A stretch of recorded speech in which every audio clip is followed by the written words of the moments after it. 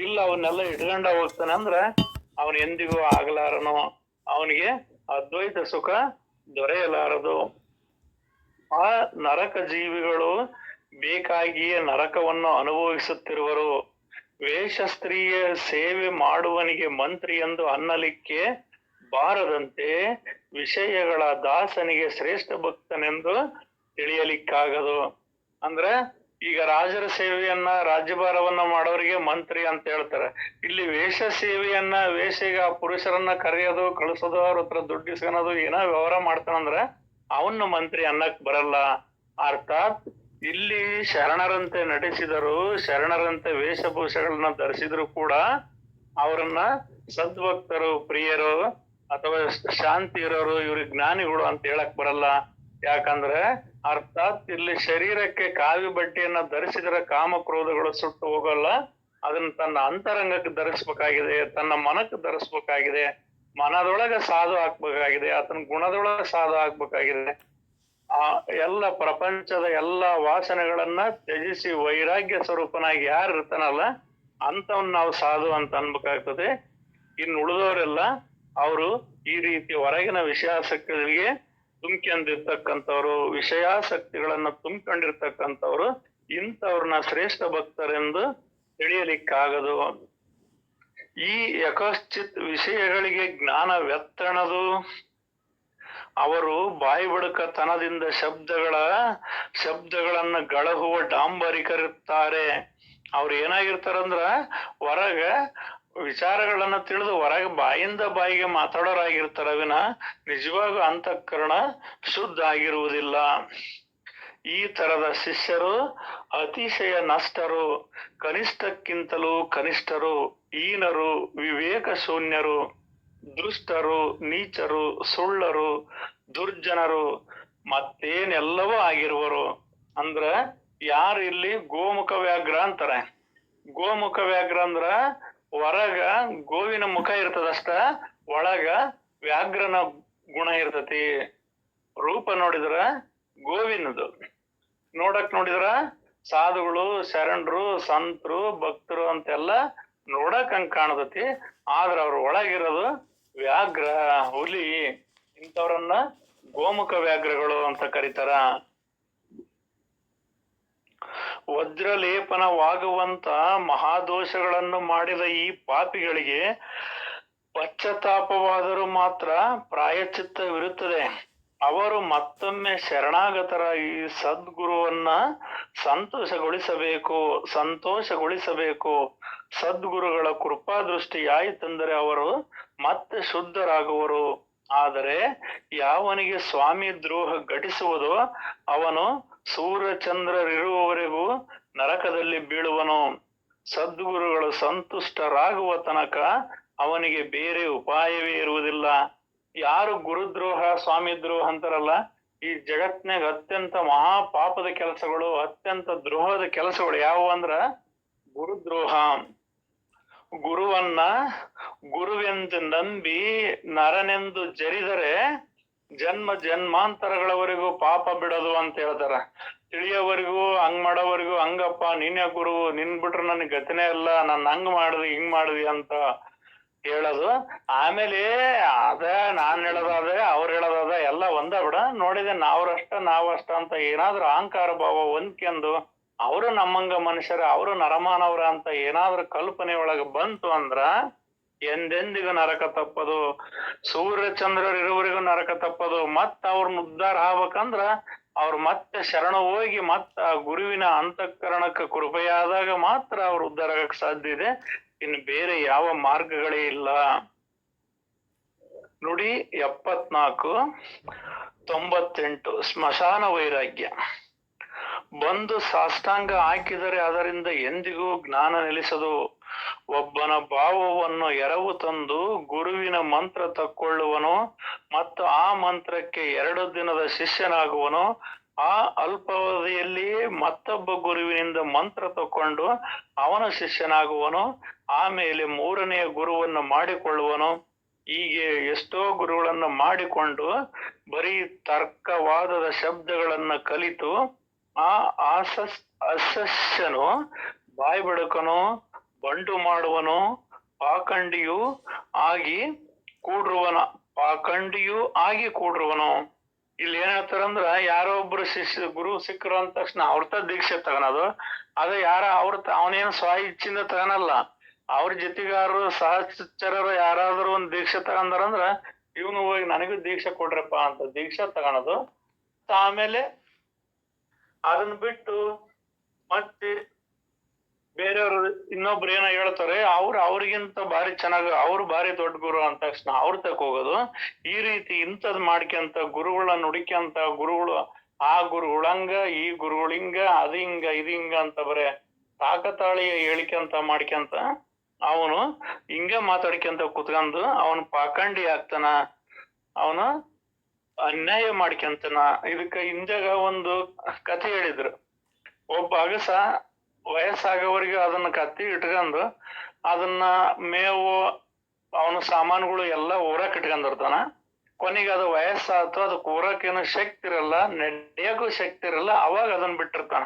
ಅವ್ನು ಎಲ್ಲಿ ಬಿಟ್ಟಿರ್ತಾನಂದ್ರ ಒಂದು ಕಣದಾಗ ಬಿಟ್ಟಿರ್ತಾನ. ಆ ಕಡೆಗೆ ಒಂದು ಹುಲ್ಲಿನ ಬಣವಿ, ಈ ಕಡೆಗೆ ಒಂದು ಹುಲ್ಲಿನ ಬಣವಿ, 2 ಹುಲ್ಲಿನ ಬಣವಿಗಳು ಇರ್ತಾವ. ಅದು ಏನಂತತಿ, ಈ ಕಡೆ ಹುಲ್ಲಿನ ಬಣವಿಗೆ ಬಾಯಿ ಆಗ್ತತಿ, ಇದಕ್ಕಿಂತ ಬಣವಿ ಆ ಹುಲ್ಲು ಚೆನ್ನಾಗಿದ್ದಂಗ ಐತಲ್ಲ ಅಂತೇಳಿ ಇದನ್ನ ಬಾಯಿ ಹಾಕಿದ್ದು ಅಲ್ಲೇ ಬಿಟ್ಟು ಮತ್ ಆ ಬಣಿಗೆ ಹೋಗಿ ಬಾಯಿ ಆಗ್ತತಿ. ಅದಕ್ ಬಾಯಿ ಹಾಕಿದಾಗ ಅದು ಇದ್ದಂಗ ಐತಪ್ಪ ಅಂತ ಮತ್ ಅದ್ರೊಳಗ ಅನುಮಾನ ಬರ್ತತಿ. ಅದು ಆ ಕಡೆಗೆ ಈ ಕಡೆಗೆ ಹೋಗಿ ಗೋಡ ಸತ್ತಂತೆ. ಅಂದ್ರ ಈ ಅಸಚ್ಚರಿರ್ತಾರಲ್ಲ, ಅಂದ್ರೆ ಈ ಮಂದಮತಿಗಳು, ಆ ಗುರುವಿನ ಮೇಲೆ ನಂಬಿಕೆ ಇಲ್ದರು, ಅವ್ರು ಹೇಳಿದ್ ಚೆನ್ನಾಗ ಇವ್ರು ಹೇಳಿದ್ ಚೆನ್ನಾಗ, ಅದ್ರಾಗ ಹಂಗ ತಪ್ಪೈತಿ ಇದ್ರಾಗ ಹಿಂಗ್ ತಪ್ಪೈತಿ, ಅದು ಹಂಗಾದ್ರ ಹಿಂಗ ಇದು ಹಿಂಗಾದ್ರ ಅಂತ ಬರೀ ದೋಷಗಳನ್ನ ಎಣಿಸ್ತಾ ಆ ಕತ್ತಿ ಹಂಗ 2 ಬಣಿವೆಗಳನ್ನ ಹುಲ್ಲು ತಿನ್ನದಂಗ ಸತ್ತು ಹೋಗ್ತದೋ ಹಂಗ ಇವರು ಕೂಡ ಆ ಕಡೆನೂ ಜ್ಞಾನವಿಲ್ಲದೆ ಈ ಕಡೆ ಜ್ಞಾನವಿಲ್ಲದೆ ಸತ್ತು ಹೋಗ್ತಾರ. ಇಂಥವ್ರ ಜನ್ಮ ಹಾಳಾಗೋದು ಶತಸಿದ್ಧ. ಒಂದು ಕ್ಷಣ ಅವನಿಗೆ ವೈರಾಗ್ಯದ ಉಕ್ಕೇರುವುದು, ಆಗ ಮತ್ತೊಂದು ಕ್ಷಣ ಅವನಲ್ಲಿ ನಾನು ಜ್ಞಾನಿ ಎಂಬ ಅಹಂಕಾರ ಒಳಸೇರುವುದು. ಅವನು ಒಂದು ಕ್ಷಣ ವಿಶ್ವಾಸ ಹಿಡಿಯುವನು, ಮರುಕ್ಷಣವೇ ತಿರುಗಿ ನಿಂತು ವಿರೋಧ ಮಾಡುವನು. ಇಂಥ ಉಭಯಗಳಲ್ಲಿ ಓಡಾಡುವಂತ ಮನಸ್ಸು ಹೆಂಗಿರ್ತದಂದ್ರ, ಒಂದ್ಸರಿ ನನಗೂ ಗೊತ್ತು ಬಿಡು, ನನಗೂ ಅದ ಜ್ಞಾನ ಇರೋದು ಅಂತ ದೊಡ್ಡ ಜ್ಞಾನಿ ತರ ಮಾತಾಡ್ತಾನೆ. ಅದು ಜ್ಞಾನಿ, ಆ ನನಗೂ ಗೊತ್ತು ಅನ್ನೋದೇ ಮಹಾ ಅಹಂಕಾರ. ಇಲ್ಲ ಅಹಂಕಾರ ಹೆಂಗ್ ಬಂದ್ ಸೇರ್ತತಂದ್ರ, ಜ್ಞಾನಿಗೆ ಜ್ಞಾನಿಯಾಗಿ ಸೇರ್ತತಿ, ಯೋಗಿಗೆ ಯೋಗಿಣಿಯಾಗಿ ಸೇರ್ತತಿ, ಯತಿಗೆ ಮಹಾಯತಿಯಾಗಿ ಸೇರ್ತತಿ. ಅದ್ ಎಲ್ಲೆಲ್ಲೋಕ್ಕಿಯೋ ಎಲ್ಲೆಲ್ಲ ತಿಳಿಸೋ ಮಠ ತಿಳಿಯಾಗಿರ್ತತಿ. ಆಮೇಲೆ ಅದು ನನಗ್ ಗೊತ್ತು ಅಂದ ತಕ್ಷಣ ಗಡಿಗೆ ತೂತ್ ಬಿದ್ದಂಗ. ಎಂತೆಂತ ಮಹಾತ್ಮರು ಎಲ್ಲವನ್ನ ಸಾಧನೆ ಮಾಡಿ ತುದಿಗೆ ಹೋಗಿ ಅಹಂಕಾರಕ್ಕೀಡಾಗಿ ತಮ್ಮ ಪುಣ್ಯವನ್ನೆಲ್ಲ ಕಳ್ಕೊಂಡಿದ್ದಾರೆ. ಹಂಗ ಇವರು ಕೂಡ ಏನೋ ಅಲ್ಪ ಸ್ವಲ್ಪ ವಿಚಾರವನ್ನ ತಿಳಿದು ಅಹಂಕಾರಕ್ಕೀಡಾಗಿ ಎಲ್ಲ ಕಳ್ಕಂತಾರೆ. ಇವ್ರಿಗೆ ಒಂದ್ಸಲ ಮನಸ್ಸು ಬಹಳ ಉಕ್ಕೇರಿ ಬರ್ತತಿ, ಒಂದ್ಸರಿ ಬಿಟ್ಕೊಂಡ್ ಹೋಗತಿ. ಇಂಥ ಸ್ಥಿತಿಯವರಿಗೆ ಅಂಬಿಗರ ಚೌಡಯ್ಯನವರು ಒಂದು ವಚನ ಹೇಳ್ತಾರ. ಒಡಲಿಲ್ಲದ ಅಂಬಿಗ ಬಂದಿದ್ದೇನೆ, ಹಿಡಿಯುವ ಬಿಡುವ ಮನವೆಂಬ ಬೆಲೆ ಕೊಟ್ಟೊಡೆ ಒಂದೇ ಹುಟ್ಟಿಗೆ ಕಡೆಯಾಗಿಸುವ ನಮ್ಮ ಅಂಬಿಗರ ಚೌಡಯ್ಯ ಅಂತ. ಅಂದ್ರ ಒಮ್ಮೆ ಭಾರಿ ಭಕ್ತನ ತರ ಆಗೋದು, ಒಂದ್ಸಲ ಬಾಳ ವೈರಾಗ್ಯನ ತರ ಆಗೋದು, ಒಂದ್ಸಲ ಎಲ್ಲ ಬೇಕಪ್ಪ ಬಿಟ್ರಂಗ ಒಟ್ಟಿಗೆ ಬೇಕಲ್ಲ, ಒಟ್ಟು ಕೇಳಕಲ್ಲ ಅಂತಂದ್ ಮತ್ ಇದಕ್ ಪ್ರಪಂಚಕ್ ಬಂದ್ ಬೀಳೋದು. ಈ ರೀತಿ ಗೊಂದಲದಲ್ಲಿ ಉಭಯಗಳಲ್ಲಿ ಪ್ರಪಂಚ ಮತ್ತು ಪಾರಮಾರ್ಥ ಉಭಯಗಳಲ್ಲಿ ಸಂಚರಿಸುವ ಶಿಷ್ಯನು ಎಂದಿಗೂ ಉದ್ಧಾರನಾಗಲಾರ. ಇವನು ಹೀಗೆ ಅರಹುಚ್ಚನಂತೆ ನಾನಾ ತರದ ಚೇಷ್ಟೆಗಳನ್ನೆಸಗುವನು. ಅವನ ಅಂತಃಕರಣದಲ್ಲಿ ಕಾಮ, ಕ್ರೋಧ, ಲೋಭ, ಮೋಹ, ಮದ, ಮತ್ಸರ ಮುಂತಾದ ವಿಕಾರಗಳು, ಅಭಿಮಾನ, ಕಪಟ, ತಿರಸ್ಕಾರಗಳು ವಾಸ ಮಾಡುತ್ತವೆ. ಅಹಂಕಾರ ದೇಹದ ಮೇಲೆ ಅತಿಮೋಹ, ಕೆಟ್ಟ ನಡತೆ, ವಿಷಯ ಭೋಗ, ಪ್ರಪಂಚದ ಚಿಂತೆ ಇವೆಲ್ಲವೂ ಅವನಲ್ಲಿ ಮನೆ ಮಾಡಿರ್ತವು. ಆ ಅದೃಷ್ಟ ಶಿಷ್ಯನ ಹತ್ರ ಅವನು ಬಹುದೂರವರೆಗೂ ಹಗ್ಗ ಹಾಕುವನು. ಉಪಕಾರಗೇಡಿಯು, ಪಾಪಿಯು, ಹಿಂಸಾದಿ ಕೆಟ್ಟ ಕೆಲಸ ಮಾಡುವನು, ಕುತರ್ಕ ಹಾಕುವನು, ವಿಕಲ್ಪ ಹಿಡಿಯುವನು, ಅಭಕ್ತನು, ಅಭಾವಿಕನು, ಕೂಡಲೇ ಸಿಟ್ಟಿಗೇಳುವನು, ಕಠೋರನು, ಅನ್ಯರ ಘಾತ ಮಾಡುವನು, ದಯೆ ಇಲ್ಲದವನು, ಅಲಸ್ಸಿಯು, ಅವಿವೇಕಿಯು, ಅವಿಶ್ವಾಸಿಯು, ಚಂಚಲನು, ಅವಿಚಾರಿಯು, ಸಂಶಯವನ್ನು ಎಂದಿಗೂ ಬಿಡಲಾರನು. ಈ ರೀತಿ ಗುಣಾದಿಗಳನ್ನು ಇಟ್ಕೊಂಡಿರೋನು ಎಂದಿಗೂ ಆ ಗುಣಗಳನ್ನ ಅವನು ಬಿಡಲಾರ. ಆಸೆ, ಮಮತೆ, ತೃಷೆ, ಕಲ್ಪನೆ, ಕೆಟ್ಟ ಬುದ್ಧಿ, ದುಷ್ಟ ಮನಸ್ಸು, ಕ್ಷುದ್ರತೆ, ವಿಷಯ ಇಚ್ಛೆ ಇವೆಲ್ಲ ಒಳಗೆ ಇದ್ದವನು, ಧನ ಪುತ್ರಾದಿಗಳ ತೀವ್ರ ಮೋಹವುಳ್ಳವನು, ಹೊಟ್ಟೆ ಕಿಚ್ಚು ತಿರಸ್ಕಾರ ಮಾಡುವನು, ಮನಪೂರ್ವಕವಾಗಿ ನಿಂದನೆ ಆಡುವನು, ತಿಳಿದವನೆಂಬ ಹೆಮ್ಮೆಯಿಂದ ಓಂಕರಿಸುವನಾಗಿರುತ್ತಾನೆ. ಅವನಿಗೆ ಈ ರೀತಿ ದುರ್ಗುಣಗಳೆಲ್ಲ ಇಟ್ಕೊಂಡ್ರನ ಅವ್ನ್ ನನಗ್ ಗೊತ್ತು ಬಿಡು, ನಾನ್ ತಿಳಿದನ್ ಬಿಡು, ಇಷ್ಟ ಬಿಡು, ಹಂಗ ಬಿಡು ಅನ್ನೋ ಅಹಂಕಾರ ಭಾವವನ್ನು ಉಟ್ಕೊಂಡಿರ್ತಾನೆ. ಅವನಿಗೆ ಹಸಿವೆ ನೀರಾಡಿಕೆಗಳನ್ನು ತಡೆಯಲಾಗುವುದಿಲ್ಲ, ಸ್ವಲ್ಪವೂ ನಿದ್ದೆ ಕಟ್ಟಲಾಗುವುದಿಲ್ಲ, ಮತ್ತು ಭ್ರಮೆಯಿಂದ ತನ್ನ ಕುಟುಂಬದ ಚಿಂತನೆಯನ್ನೇ ಅಳೆಯಲಕ್ಕಾಗುವುದಿಲ್ಲ. ಬಾಯಿಯಿಂದ ದೊಡ್ಡ ದೊಡ್ಡ ಮಾತುಗಳನ್ನು ಮಾತ್ರ ಬೇಕಾದಷ್ಟು ಆಡುವನು, ಆದರೆ ಒಳಗೆ ವೈರಾಗ್ಯದ ಲವಲೇಶವೂ ಇರುವುದಿಲ್ಲ. ಈ ರೀತಿ ಒಳಗ ಅಹಂಕಾರ ತುಂಬ್ಕೊಂಡಿರ್ತಾವ್ರು. ಲೋಕದ ತೋರ್ಪಡಿಗೋಸ್ಕರ ಈ ರೀತಿ ಎಲ್ಲ ಮಾತಾಡೋದು ಮಾತಾಡ್ತಾರೆ, ಆದ್ರೆ ಒಳಗ್ ಮಾತ್ರ ಮಮಕಾರ ಅನ್ನೋದು ಕಿಂಚಿತ್ತು ಹೋಗಿರುವುದಿಲ್ಲ. ಇಂಥರು ಸತ್ ಶಿಷ್ಯರಾಗೋದಕ್ಕೆ ಅರ್ಹರಿರುವುದೇ ಇಲ್ಲ. ಅವನು ತನ್ನ ಹೀನ ಸ್ಥಿತಿಯ ವಿಚಾರ ಮಾಡಿ ಧೈರ್ಯದಿಂದ ಸಾಧನ ಮಾರ್ಗವನ್ನು ಹಿಡಿಯುವುದೇ ಇಲ್ಲ. ಅವನಿಗೆ ಧೈರ್ಯವನ್ನೇ ಇರೋದಿಲ್ಲ. ಈ ಪಾರಮಾರ್ಥಕ್ಕೆ ಹೋಗ್ಬೇಕು ಮಾಡ್ಬೇಕನ್ನೋದೇ ಇವು ಕೇಳಕ ಅದಾವನ ಬಿಡುವಂತ ಅವನು ತಿಳಿದೇ ಇರ್ತಾನ. ಅವು ನಿಜವಾಗಿ ಇವು ಆಚರಣೆಗದವು, ಇವು ನನಗಾಗಿ ಇದೆ, ಇದು ಯಾರಿಗಾಗಿ ಹೇಳುವುದಿಲ್ಲ, ಯಾರು ಯಾರಿಗೆ ಹೇಳುವುದಲ್ಲ. ಯಾರು ಕೇಳ್ತಾರೋ ಅವರೇ ತೃಪ್ತರಾಗಕ್ಕೆ. ನಮ್ಮ ಹಸಿವು ನೀಗಬೇಕಂದ್ರ ನಾವೇ ಊಟ ಮಾಡ್ಬೇಕು, ನಮಗ್ ಬಾಯಾರಿಕೆ ನೀಗಬೇಕಂದ್ರ ನಾವೇ ನೀಗಬೇಕು. ವೈದ್ಯನ ಹುಷಾರಿಲ್ಲ, ಆರೋಗ್ಯ ಸರಿ ಇಲ್ಲ ಅಂದ್ರ ವೈದ್ಯರು ಹೇಳಿದ ಗುಳಿಗೆ ಹೆಸರು ಹೇಳಿದ ಮಾತ್ರಕ್ಕೆ ಕಾಯಿಲೆ ವಾಸಿ ಆಗೋದಿಲ್ಲ, ಅದನ್ನ ನುಂಗಬೇಕು. ಇಲ್ಲಿ ನಾವ್ ಏನಾದ್ರೂ ಹೊಟ್ಟೆ ಹಸುವಾಗಿದೆ ಅಂತೇಳಿ ಊಟ ಭೃಷ್ಟಾನ್ನವನ್ನ ನೆನೆಸಿದ್ರೆ ಅದು ಆಗ್ಲಾರದು, ಅದನ್ನ ಊಟ ಮಾಡ್ಬೇಕು. ಅದೇ ರೀತಿ ಇವರು ಕೇವಲ ನೆನಪು ಮಾಡಿಕೊಂತ ಹೋಗೋರು, ಇಂಥವ್ರಿಗೆ ಎಂದಿಗೂ ಮುಕ್ತಿ ಅನ್ನೋದು ಆಗುವುದಿಲ್ಲ. ಅವನು ಒಳ್ಳೆ ಆಚಾರ, ಲೀನತೆ, ನಿಗ್ರಹಗಳಲ್ಲಿ ಕೃಪೆ, ದಯೆ, ತೃಪ್ತಿಗಳಾಗಲಿ ಇಲ್ಲವೇ, ಸದ್ಬುದ್ಧಿಯಾಗಲಿ ಇರುವುದೇ ಇಲ್ಲ. ಅವನು ದುಡಿತಕ್ಕೆ ಮೈಗಳನ್ನು, ಧರ್ಮ ಕಾರ್ಯಗಳಿಗೆ ಅತಿ ಜೀನನು, ನಡತೆಯನ್ನು ಸುಧಾರಿಸದವನು ಮತ್ತು ಕಠೋರ ಹೃದಯದವನಾಗಿರುತ್ತಾನೆ. ಅವನು ಜನರ ಬಿಡೆಯನ್ನಿಡುವುದಿಲ್ಲ, ಒಳ್ಳೆಯವರಿಗೆ ಬೇಡಾಗಿರುವನು. ಅವನೊಳಗೆ ಯಾವಾಗಲೂ ಎರಡನೆಯವರ ಕುಂದುಗಳ ವಿಚಾರ ಇರುತ್ತದೆ. ಯಾವಾಗ ನೋಡಿದರೂ ಸುಳ್ಳು, ಗೊಟ್ಟೆ, ಅದರ ಮೇಲಿದ ಮೋಸದ ಮರೆ ಮಾತುಗಳನ್ನಾಡುವನು. ನಡತೆ ವಿಚಾರಗಳನ್ನು ನೋಡಿದರೆ ಅವನು ಒಂದು ಮಾತು ನಿಜವಿರುವುದಿಲ್ಲ. ಅವನು ಹೆಂಗಿರ್ತಾನಂದ್ರ ಅವನು ಹೇಳೋದಕ್ಕೂ ಅವನು ಮಾತಾಡೋದಕ್ಕೂ ಒಂದಕ್ಕೊಂದು ಸಂಬಂಧವೇ ಇರೋದಿಲ್ಲ. ಬಾಯಾಗ ಹೇಳೋದೊಂದು, ಮಾಡೋದೊಂದು ಮಾಡ್ತಾನೆ. ಅಂತವನು ಎಂದು ಸತ್ ಶಿಷ್ಯನಾಗಿರುವುದಿಲ್ಲ, ಅವನ ನಡತೆಯಲ್ಲಿ ಒಂದೊಂದು ಸತ್ಯವಿರುವುದಿಲ್ಲ. ಈ ರೀತಿ ಯಾರ ಹೃದಯದೊಳಗಿರ್ತತೋ ಅವ್ರೆಂದೂ ಸತ್ ಶಿಷ್ಯರಾಗಲು ಸಾಧ್ಯವಿಲ್ಲ ಮತ್ತು ಯಥಾರ್ಥ ಜ್ಞಾನವನ್ನು ತಿಳಿಯಲು ಸಾಧ್ಯವೇ ಇಲ್ಲ. ಅವನು ಎರಡನೆಯವರನ್ನು ನೋಯಿಸಲಿಕ್ಕೆ ಒಳ್ಳೆ ಸಜ್ಜಾಗಿದ್ದು, ಚೇಳು ಹಾವಿನಂತೆ ಎಲ್ಲರ ಮರ್ಮ ಭೇದಿಸುವನು. ತನ್ನ ಕೆಟ್ಟ ಗುಣಗಳನ್ನು ಮುಚ್ಚಿಟ್ಟು ಎದುರಿಗಿನವರಿಗೆ ದುರ್ಗುಣಗಳೆಂದು ಬೈಯುವನು. ಅವರಲ್ಲಿ ಗುಣದೋಷಗಳಿಲ್ಲದೆಯೇ ಗುಣದೋಷ ಆರೋಪಿಸುವನು. ತಾನು ಸ್ವತಃ ಪಾಪಿಷ್ಠನಾಗಿಯೂ ಅವನಿಗೆ ಬೇರೆಯವರ ಬಗ್ಗೆ ದಯೆ ಹುಟ್ಟುವುದಿಲ್ಲ. ಹಾಗೂ ಹಿಂಸಾ ಪಶುವಿನಂತೆ ಪರಮ ದುಃಖದಿಂದ ಮನ ಕರಗದ ದುಷ್ಟನಾಗಿರುವನು. ಇವನ್ ಹೆಂಗಿರ್ತಾನಂದ್ರ ಇವನ್ ತಪ್ಪುಗಳು ಮುಚ್ಚಿನದಕ್ಕಿಂತ ಮೊದಲೇ ಬೇರೆಯವ್ರ ತಪ್ಪುಗಳು ಹುಡುಕ್ತಾನ. ಆದ್ರೆ ಉತ್ತಮನಾಗಿರ್ತಕ್ಕಂಥನು ಅವ್ರ ಯಾವ್ಯಾವ ದೃಷ್ಟ ಗುಣಗಳನ್ನು ನೋಡ್ದಂಗೆ ಆ ಸತ್ವ ಗುಣಗಳನ್ನು ಮಾತ್ರ ಗ್ರಹಿಸ್ತಾನೆ, ಸತ್ ಶಿಷ್ಯನಾದವನು. ಆದ್ರೆ ಈ ದುಷ್ಟ ಶಿಷ್ಯನ ಏನ್ ಮಾಡ್ತಾರಂದ್ರ ಅವ್ರೊಳಗಿಂದ ಒಳ್ಳೇದ್ ಹುಡುಕಲ್ಲ. ಯಾಕಂದ್ರೆ ಅವನ ಕಣ್ಣಿಗೆ ಕೆಟ್ಟದ್ದ ಕಾಣ್ತತಿ. ಯಾಕಂದ್ರೆ ಇವನು ಮನ ಕೆಟ್ಟದ್ದಾಗಿತ್ತಂದ್ರ ಅಲ್ಲಿ ಅವನಿಗೆ ಎಲ್ಲದ ಕೆಟ್ಟದ್ದಾಗೆ ಕಾಣ್ತತಿ. ಇದಕ್ಕೊಂದು ಸಣ್ಣ ದೃಷ್ಟಾಂತ, ಧರ್ಮರಾಯನಿಗೆ ಪಟ್ಟ ಕಟ್ಟಬೇಕು ಅಥವಾ ದುರ್ಯೋಧನಿಗೆ ಪಟ್ಟ ಕಟ್ಟಬೇಕು ಅಂತ ವಿಚಾರ ನಡೀತೈತಿ. ವಿದುರ ಮತ್ತು ಭೀಷ್ಮಾಚಾರ್ಯರು ವಿಚಾರ ಮಾಡ್ತಾರೆ. ಅವಾಗ ಮತ್ತೆ ಇವರು ಜನಗಳ ಪರಿಸ್ಥಿತಿಯನ್ನ, ರಾಜ್ಯದ ಪರಿಸ್ಥಿತಿಯನ್ನ ಏನೂ ಕೇಳದೆ ಅರ್ಥ ಮಾಡ್ಕೋಬೇಕು ಅವ್ರ ಮನಸ್ಸುಗಳನ್ನ. ಮತ್ತೆ ಇದನ್ನ ಅರ್ಥ ಮಾಡ್ಕೋಬೇಕಂದ್ರ ಇವ್ರಿಬ್ರು ಒಂದ್ಸಲ ಕುದುರೆ ಎತ್ಕೊಂಡು ನಮ್ಮ ರಾಜ್ಯವನ್ನ ಸುತ್ತರ್ಕೊಂಬರ್ಲಿ ಅಂತ ಕಳಿಸ್ತಾರೆ. ಮೊದಲು ದುರ್ಯೋಧನ ಹೋಗ್ತಾನ. ಇವನು ಭಾವದೊಳಗ ನಾನು ಮುಂದಿನ ಯುವರಾಜನಾಗಿದ್ದೇನೆ, ನನಗೆ ಹಿರಿಯರು ಪಂಡಿತರು ಎಲ್ಲರೂ ನನಗೆ ನಮಸ್ಕಾರ ಮಾಡ್ಬೇಕು, ನೋಡ ನಮ್ಮ ರಾಜ್ಯದಾಗ ಎಷ್ಟು ಜನ ನಮಸ್ಕಾರ ಮಾಡ್ತಾರ, ದೊಡ್ಡರು ಅನ್ಸ್ಕೊಂಡಿರೋರು, ಅದನ್ನ ನೋಡ್ಬೇಕು ಅನ್ಕಂದ್ ಇವನು ಅವ್ರೆಲ್ಲರ ಮುಂದೆನೆ ಎದೆ ನಿಗರ್ಸ್ಕೊಂಡೆ ಅವ್ರ ನೋಡ್ಕೊಂತಾನೆ ಹೋಗ್ತಾನೆ. ಇವನ್ ನೋಟಕ್ಕ ಅವ್ರು ಯಾರು ಇವನ್ ಇಷ್ಟ ಅಹಂಕಾರದಿದನಲ್ಲಪ್ಪ ಅಂತೇಳಿ ಇವನ್ ನೋಡಿ ಅವರ ಚೆಂಡ ತಗ್ಸ್ಕೊಂಡ್ ಸುಮ್ನೆ ಆಗಿಬಿಡ್ತಾರೆ. ಇವನು ಇಡೀ ರಾಜ್ಯವನ್ನ ಸುತ್ತರ್ದು ಬಂದ್ರು ಇವನಿಗೆ ಯಾರು ನಮಸ್ಕಾರ ಮಾಡಲ್ಲ, ಇವನ್ ಯಾರು ಗೌರವಿಸಲ್ಲ. ಇವನ್ ನೋಡಿ ಎದುರೆದ್ರೆ ಇವನ್ ಬಂದ ಅನ್ಕೊಂಡು ಮಕ ಸಿಂಟ್ರಿಸ್ಕೊಂಡ್ ಹೋಗ್ತಾರೆ.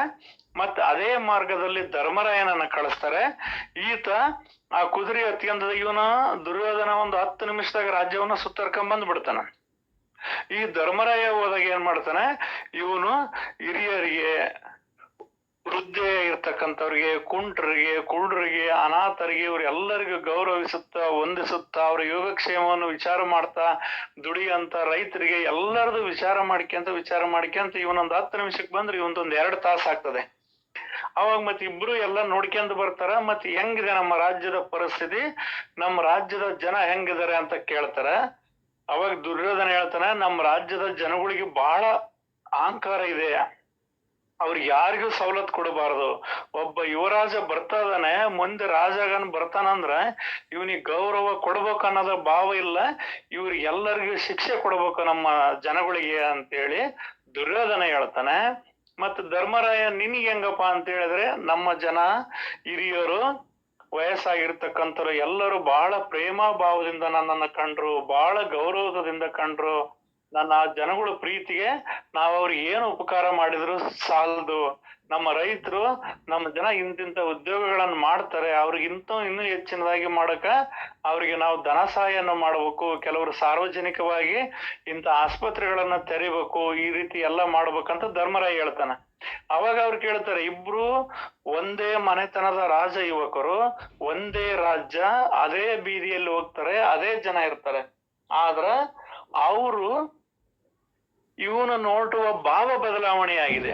ಇವನು ಅಹಂಕಾರ ಭಾವದಿಂದ ತುಂಬ್ಕೊಂಡಿರ್ತಾನೆ, ದುರ್ಯೋಧನ ಅಹಂಕಾರ ಭಾವದಿಂದ ತುಂಬ್ಕೊಂಡು ಹೋದಾಗ ಜನಗಳಿಗೂ ಅದೇ ರೀತಿ ಯಥಾ ರಾಜ ತಥಾ ಪ್ರಜೆ ಅನ್ನಂಗೆ ಇವನ್ ರಾಜನ ಇವನ್ ಹೆಂಗ್ ಗುಣ ಇರ್ತದ ಅವ್ರು ಹಂಗ ಗುಣ ತೋರಿಸ್ತಾರ. ಈತ ಧರ್ಮಯ್ಯ ಪ್ರೇಮ ಭಾವದಿಂದ ದಯ ಭಾವದಿಂದ ಇದ್ದಿರೋದ್ರಿಂದ ಇವನಿಗೆ ಗೌರವತ್ವವನ್ನು ತೋರಿಸ್ತಾರ. ಅಂದ್ರ ಇಲ್ಲಿ ಸತ್ ಶಿಷ್ಯನಾಗಿರ್ತಕ್ಕಂಥವನು ಧರ್ಮರಾಯನ ಗುಣವನ್ನು ಹೊಂದಿರ್ತಾರ. ಮತ್ ಇನ್ನು ಉಳಿದಂತವ್ರು ವಿಷಯ ವಾಸನೆಗಳಿಗೆ ಸಿಲುಕ್ತಕ್ಕಂಥವ್ರು, ನಾನು ನಂದೆಂಬ ಅಹಂಕಾರವನ್ನು ತುಂಬಿರ್ತಕ್ಕಂಥವ್ರು ದುರ್ಯೋಧನ ಗುಣವನ್ನ ಹೊಂದಿರ್ತಾರೆ. ಈ ಬಡ ಪ್ರಾಣಿಗಳು ಈ ತರವಾದ ಎರವರ ದುಃಖವನ್ನು ಅರಿಯದೆ ಅವರಿಗೆ ಬಹಳ ಯಾತನೆ ಕೊಡುತ್ತಾ, ಬಡ ಪ್ರಾಣಿಗಳು ದುಃಖ ಅನುಭವಿಸುವಾಗ ಆನಂದ ಪಡುವ ನಷ್ಟರಿಗೆ ತಾನು ತನ್ನ ದುಃಖದಿಂದ ಸಣ್ಣಾಗುತ್ತಿದ್ದರೂ ಅದರ ಎಚ್ಚರವಿಲ್ಲದೆ ಪರಮ ದುಃಖಕ್ಕೆ ನೆಗೆಯಾಡುವ ನೀಚರಿಗೆ ಯಮಪಟ್ಟಣವೇ ಗತಿಯಾಗುವುದು. ಇಲ್ಲಿ ಯಮದೂತರು ಅವರ ಸಮಾಚಾರ ತಕ್ಕೊಳ್ಳುವರು. ಇರಲಿ, ಇಂಥ ಸೊಕ್ಕಿನ ಹೀನರಿಗೆ ಭಗವಂತನೇ ಹೇಗೆ ಸಿಕ್ಕಾನೋ? ಪೂರ್ವ ಪಾಪದಿಂದ ಅವರಿಗೆ ಒಳ್ಳೆಯ ಬುದ್ಧಿ ಸೇರಿಕೆಯಾಗುವುದಿಲ್ಲ. ಮರಣ ಕಾಲಕ್ಕೆ ಅವಯವಗಳು ಬಲಗುಂದಿದಾಗ ಮತ್ತು ಪ್ರೀತಿಯವರೆಲ್ಲ ಬಿಟ್ಟು ಕೊಟ್ಟಾಗ ಅವರಿಗೆ ತಿಳಿದಿತ್ತು. ಸತ್ ಶಿಷ್ಯರ ಮೇಲೆ ವರ್ಣಿಸಿದ ದುರ್ಗುಣಗಳಿಲ್ಲದವರಾಗಿ ತೀರಾ ಬೇರೆ ಇರುವವರು ಇವರು ದೃಢ ಶ್ರದ್ಧೆಯಿಂದ ಸ್ವರೂಪಾನಂದದ ಸೌಖ್ಯವನ್ನು ಅನುಭವಿಸ್ತಾರೆ. ಅಂದ್ರೆ ಸತ್ ಶಿಷ್ಯರಾಗಿರ್ತಕ್ಕಂಥವ್ರು ಇದ್ರೊಳಗೆ 2 ಗುಣಗಳನ್ನ ತಿಳಿಸಿದೆ.